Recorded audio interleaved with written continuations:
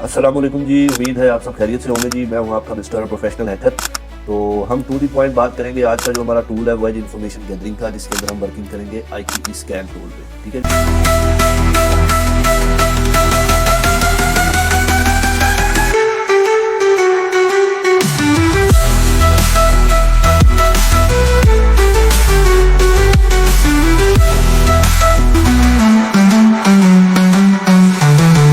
तो इसके मतलब थोड़ी सी इंपॉर्टेंट थ्योरी है, वो हम देख लेते हैं। एक्चुअली में IKE स्कैन टूल जो है, इसको आप कहते हैं जी इंटरनेट की एक्सचेंज लैब सेटअप। ठीक है ये कमांड लाइन नेटवर्क टूल है जो VPNs IPsec, ठीक है, यानी जिस नेटवर्क के ऊपर VPN यूज हो रहा होता है या VPN वाले जो सर्वर होते हैं उनको ये फाइंड करता है, VPNs को ये फाइंड करता है, वल्नरेबिलिटी निकालता है, ठीक है, कॉन्फ़िगरेशन और VPN वेंडर या उनके वेरिएंट्स का पता लगाता है, उनकी शनाख्त करता है। फिर पोर्ट जो होती है, क्योंकि ये UDP पोर्ट 500 पे चलता है, प्रोटोकॉल पर रिस्पांस दे रहा होता है, तो ये टूल हर उस चीज़ को चेक करता है। तो फिर उन VPNs को फाइंड करके ये उनको हैक भी करता है। वो आगे चल के हम देखते हैं, क्योंकि इसकी बहुत सारी कमांड है, बेसिक से एडवांस तक उन्होंने दी हुई है ऑलरेडी। वो यहाँ पे आप देख सकते हैं सारी कमांड जो है ना उन्होंने दी हुई है विद डिटेल। हर कमांड के आगे उन्होंने बताया भी हुआ कि ये कमांड किस लिए यूज़ होती है, कैसे यूज़ होती है, मकसद क्या है, वो सारी डिटेल यहाँ पे बताई है। और ये उन्होंने सारी कमांड जो दी हुई है यहाँ पे वो बेसिक से एडवांस दी हुई है। ठीक है जी, इनको आप अगर रीड करना चाहें तो यहाँ से आप कर सकते हैं। उसके बाद इसके इस्तेमाल का जो तरीका या ये काम कैसे करता है, तो ये क्या करता है कि ये IKE पोर्ट 500 पर UDP ये एक पैकेट भेजता है। ठीक है, फिर आगे VP गेटवे जो होता है, जो भी सिस्टम रिस्पांस देता है वो मुमकिन कोई भी हो सकता है, जिसके अंदर प्री शेयर्ड की ब्रूट फोर्स भी इस्तेमाल कर सकते हैं, अग्रेसिव मोड भी इस्तेमाल कर सकते हैं। यानी मेन काम जो इसका है वो VPN सर्वर की एनुमिरेशन, फिर वल्नरेबिलिटी असेसमेंट, फिर एज अ पिन टेस्टिंग के अंदर आपके VPN सर्वर और VPN जो है ना उनकी ये शनाख्त करके आपको बताता है कि ये वाला VPN इस लोकेशन से यूज हो रहा है। ठीक है, उसके बाद प्री शेयर्ड की और ब्रूट फोर्स के जरिए आप आगे काम करते हैं। तो अभी हम इसकी तमाम बेसिक कमांड देखेंगे विद प्रैक्टिकल।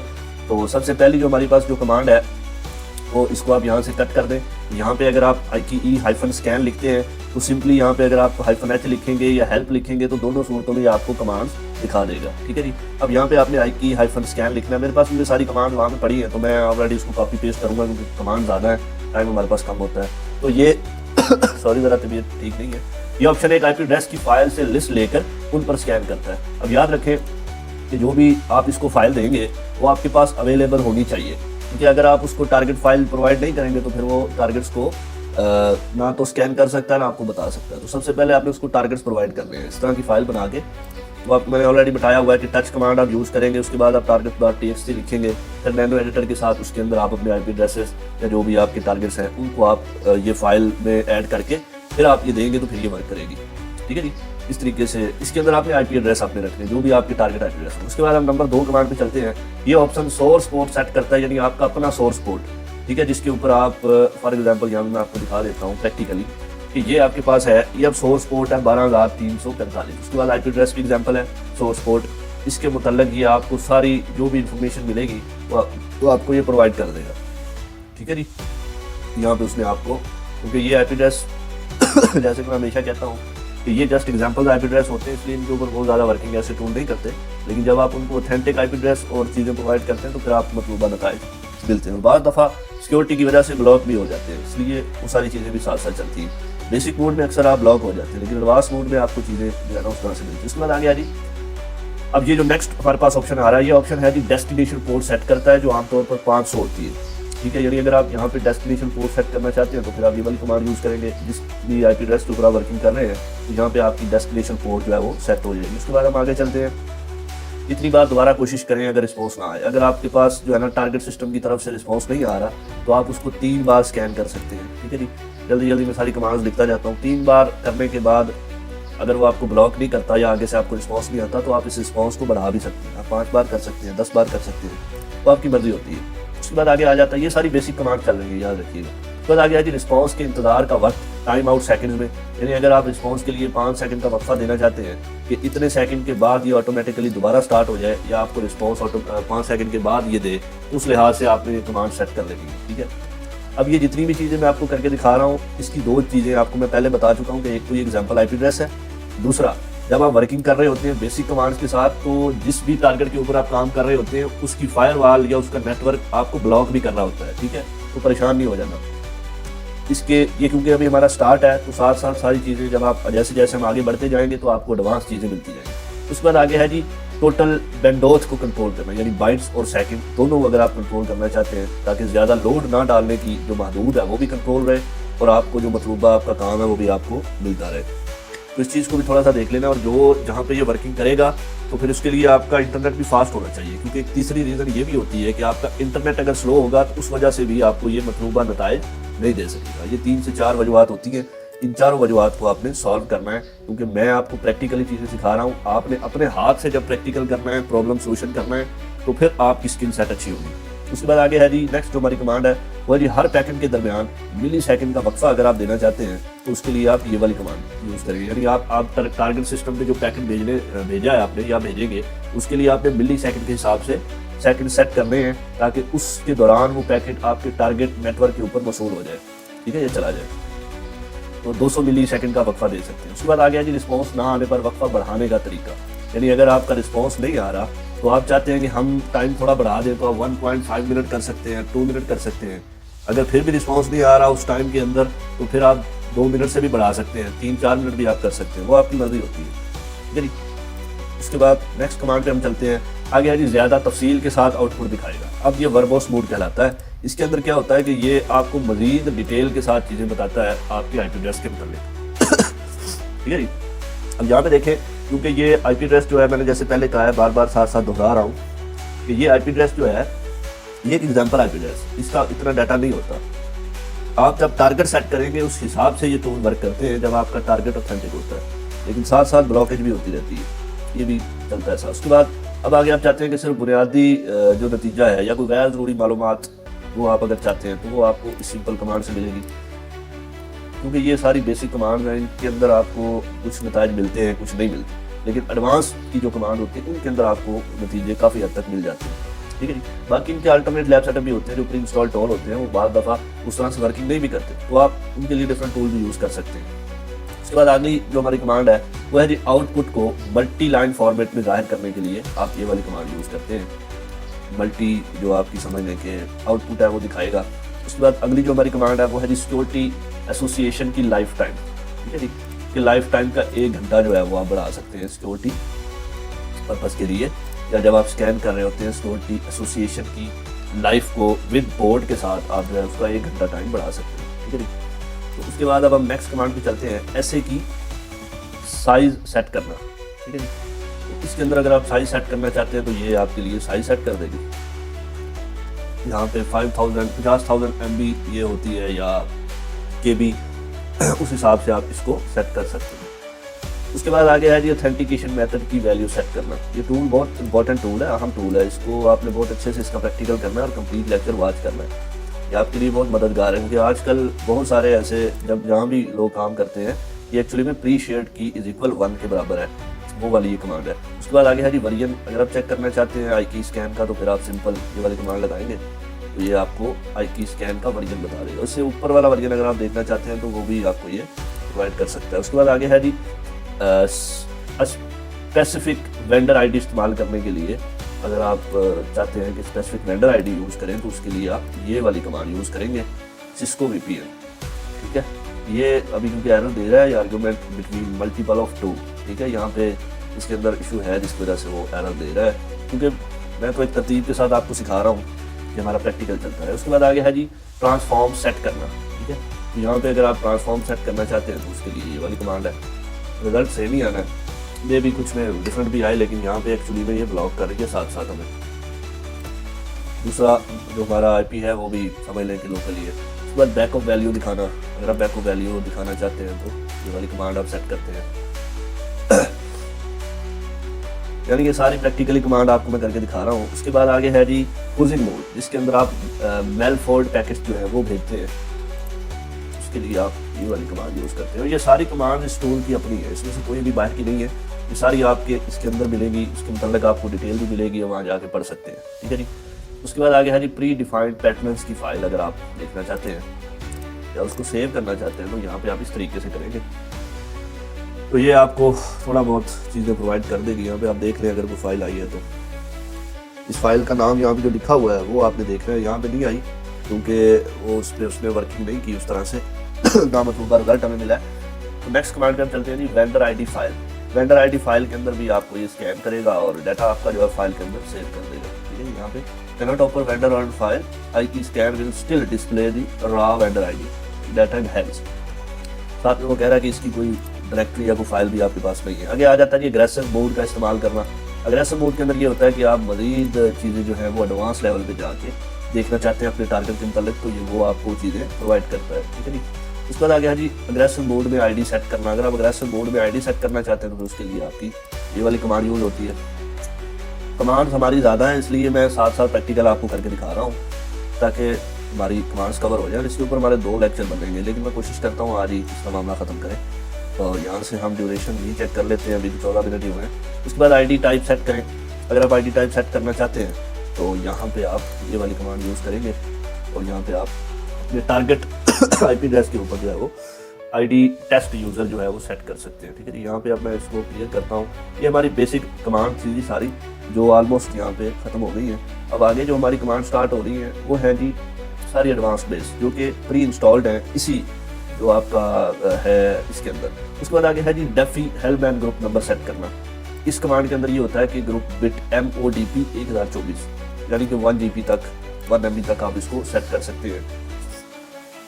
ये सारी अब एडवांस बेस की कमांड है, ये भी ज़्यादा है इसलिए जल्दी जल्दी करेंगे। ग्रुप सिक्योरिटी पैरामीटर इंडेक्स, इसको अगर आप सेट करना चाहते हैं तो यहाँ पे आप इसको सेट कर सकते हैं। और मज़ीद जैसे कि मैंने कहा है, अगर आपने डिटेल पढ़नी है क्योंकि अगर हम हर कमांड की डिटेल भी साथ बताएंगे तो फिर लेक्चर हमारा 1 घंटे का होगा, इसलिए मैं जल्दी जल्दी खत्म कर रहा हूँ। आगे जी रैंडम वैल्यूज़ का इस्तेमाल करें, जैसे कि कुकी, नॉन, सेस वगैरह। ठीक है जी।